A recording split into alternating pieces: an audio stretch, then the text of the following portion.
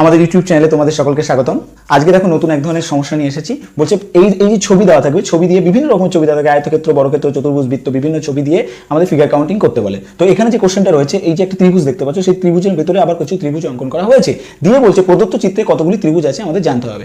অপশনগুলো রয়েছে 9, 11, 10 এবং 5। এক্ষেত্রে আমাদের প্রথমে যেটা করতে হবে, সেটা নাম্বার, এই ভিতরের অভ্যন্তরীণ যে ত্রিভুজ আছে সেগুলোকে আমি প্রথমে নাম্বারিং করবো। কি আছে 1, 2, 3, 4। তাহলে অভ্যন্তরীণ যে ত্রিভুজগুলো রয়েছে সেগুলোকে আমি নাম্বারিং করলাম।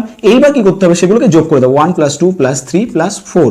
এই টোটাল কাউন্টিংটাই হচ্ছে এই প্রদত্ত চিত্রে মোট ত্রিভুজের সংখ্যা। কত হচ্ছে? 4 আর 3 7 আর 3 10। তাহলে মোট ত্রিভুজ সংখ্যা কত হচ্ছে? 10। Option C is the right answer.